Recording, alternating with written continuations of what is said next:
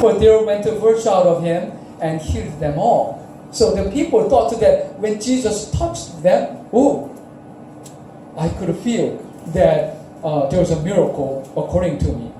But that was very physical dimension. And they didn't realize the power of words that was across the whole space, right? And the centurion says he knew authority, and this authority is nearly non-existent in the Western world today, very unfortunately. We do not talk about authority. I just Googled authority to find a good picture to put in here. Very strangely, authority didn't have good picture. All the authority-related pictures in the images of Google, they were all about suppression, something bad. So this is a Western philosophy now. And he says, for I myself am a man under authority. He was acknowledging that he's under authority. What this just reminds me of one story of a very successful Korean-American pastor. When I was in Austin, and he once told us this story. He said that because he was very satisfied with his ministry and prospering church and people becoming more strong believers, and then he thought, wow, my life as a whole has been successful. Then why is it? And then he thought, I had good teachers at school, and Sunday school teachers, and at the elementary and secondary schools. Oh, I was lucky. I had good teachers. And it was morning, and his son was about to go to school, putting on his shoes, and then he said, son, obey your teachers. Then the son looked back, and he said, what? What did you say, Dad? What about the teachers? Obey? And what he said is, the word obey do not go together with the teachers. Well, I totally agree. These days, people do not give authority to their teachers. How unfortunate. Yeah, we have many teachers here. Yeah, I think we have the same feeling. But this man knew authority. And obeying an authority is knowing my place. He knew that a word is as good as its speaker. This is from his own experience as a Roman military officer, that if the emperor says something, whether directly to him, probably not likely, in writing or messenger or whatsoever, even from rumors, if that is said by the emperor, then it needs to be done.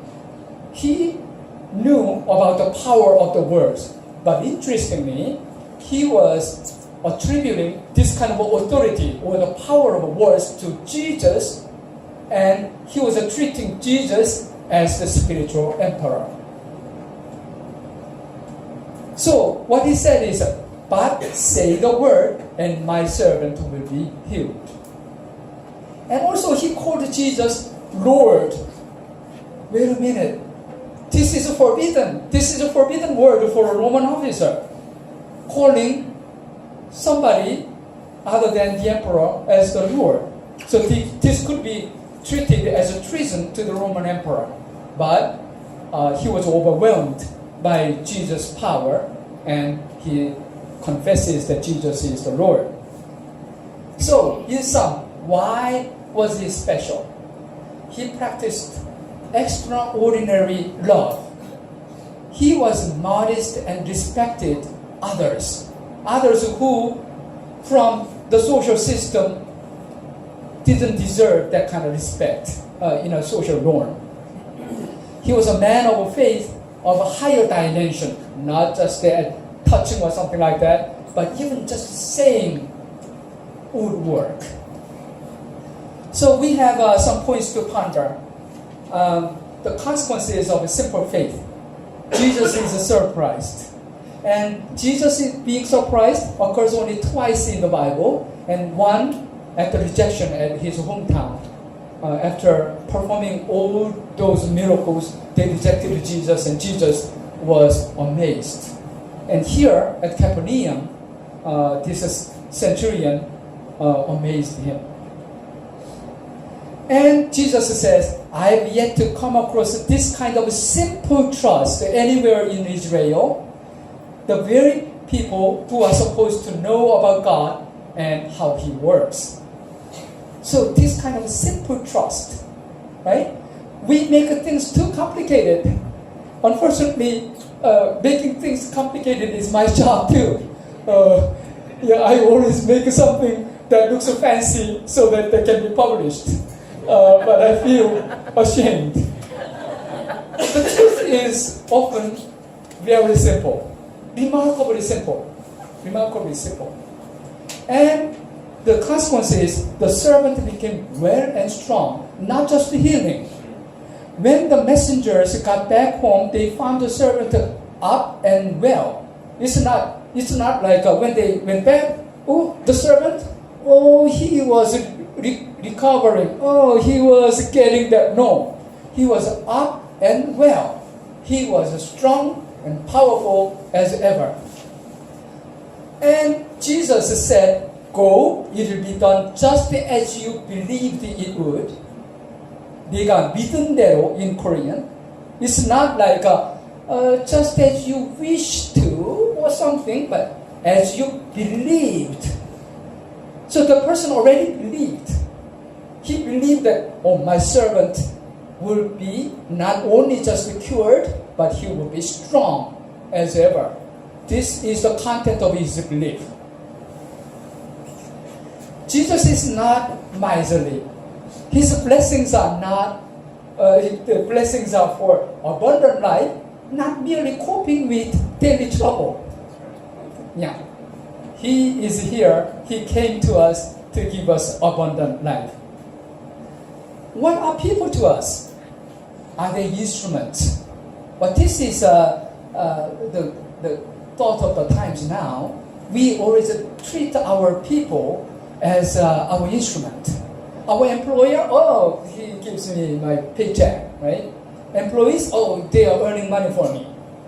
Customer, yeah. Speaking of customers, olden times we had the bus conductors, the girls, and at the bus stop, the bus is about to leave, and then there are people running after the bus, and then they say, come faster. And then conductor once said that, on the television interview, said, when I was asking the people to run faster, I saw 2 bus tokens rolling into the bus.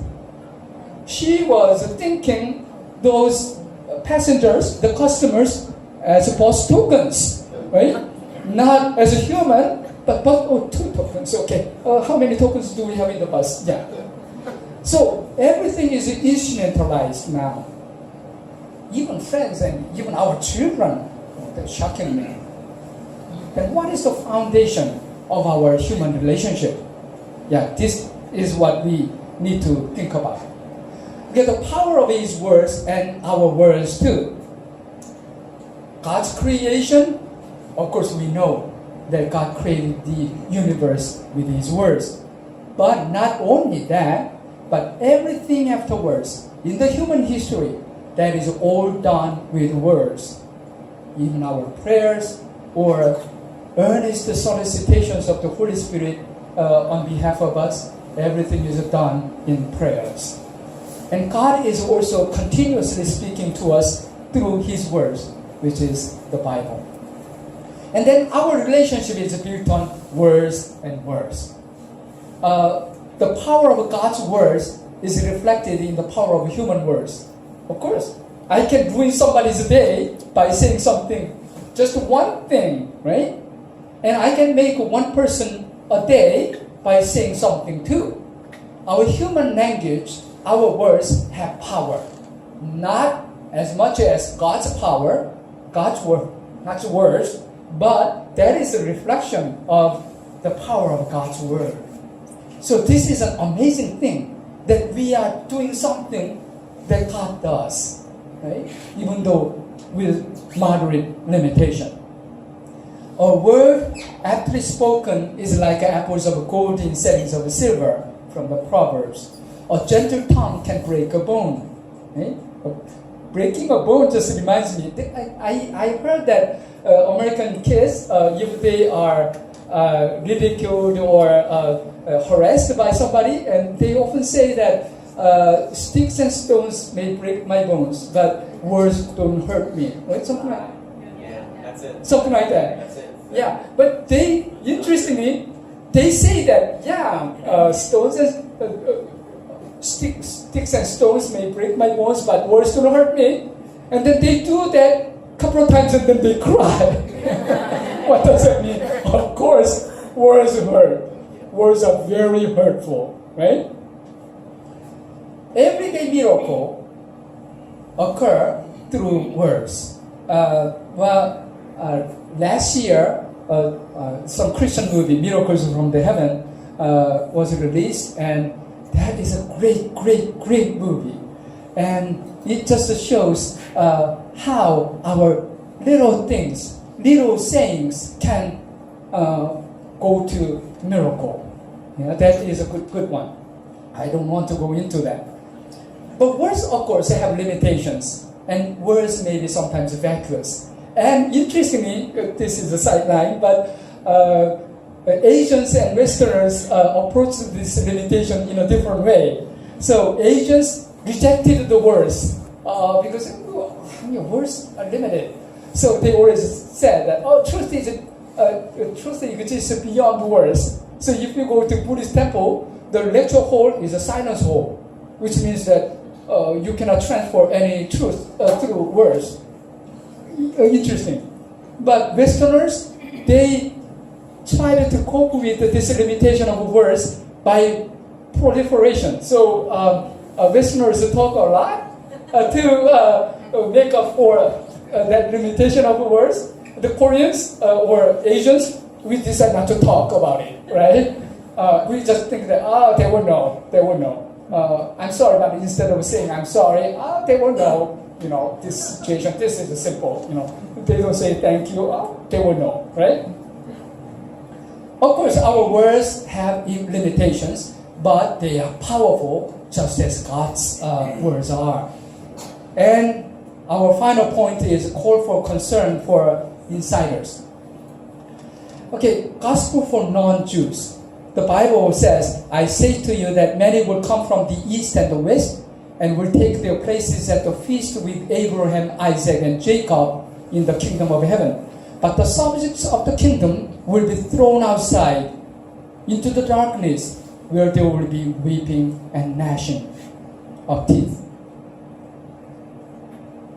So, this means that the kingdom of heaven is not given according to the lineage, or knowledge, or tradition, or ritual, or anything, but through belief.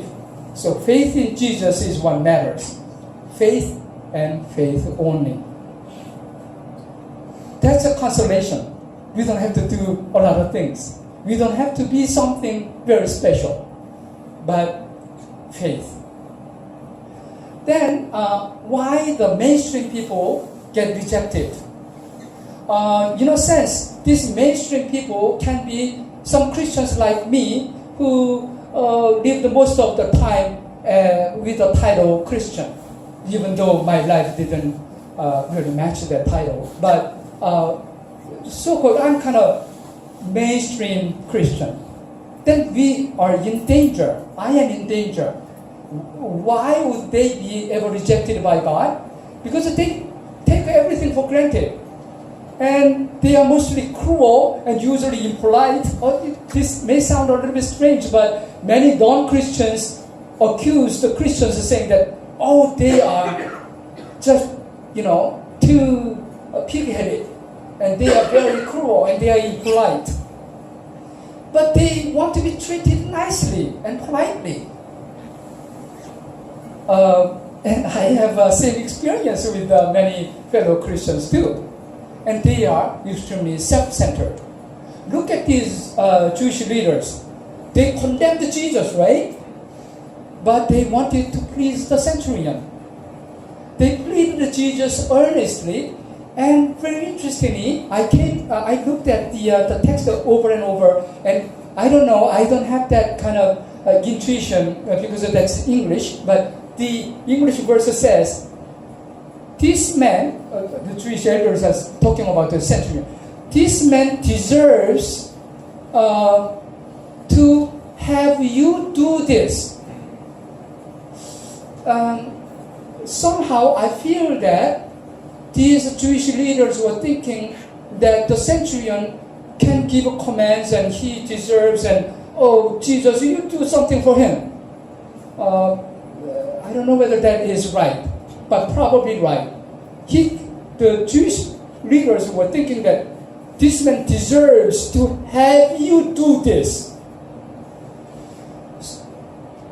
Very different concept. Very, very different concept. So they have two faces and double standard. And we have many kind of tried and stale knowledge. And when the kind of old timers, the Christians, look at the Bible and they hear about the biblical episode, they say, oh yeah, that centurion story, oh yeah, I know that. I heard it before, yeah, probably this is the seventh time or something like that, right? What about God? Oh yeah, He created the heaven and the earth, I guess. And Jesus, oh yes, yeah, I know, He died for me. Something like that. Love your neighbor, I know, I helped someone maybe about 3 years ago, right? And be merciful, I am. When I heard of a war orphan in Afghanistan, I felt sort of bad, sort of sad. Yeah, I'm merciful. Probably this may be, not most of us, but to some of us like me, may have the knowledge that is not powerful, lifeless feelings.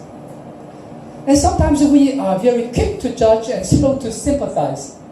For example, about the messages and sermons, even myself sometimes have the temptation of feeling this way. Oh, that message is spiritually motivating. I wish John had listened and realized how wrong he is. Or, thank you, Pastor. Your message is deeply inspiring. Bob should have listened and repented. Excellent message, calling for awakening. I don't need one, but he does. Something like that. So, I'm summarizing. Do we have the desire to please God? Yes, we do. But let's check ourselves. Do I believe in the power of His words? And probably equally importantly, about the power of my words. Am I using the language to please God and to serve people around me? Am I slow to judge and fast to love? So, big question is, am I like the Jews or the centurion? What will Jesus say about me? We have a gift box here. One is a fancy, and the other is just a plain cardboard box.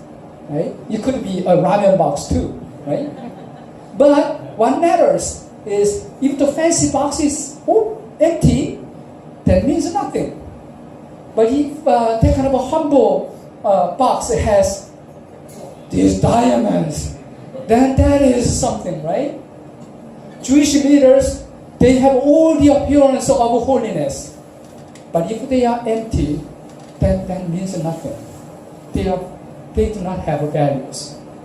But we may be humble and modest and not great looking. But if we have the treasure in ourselves, then that's what matters.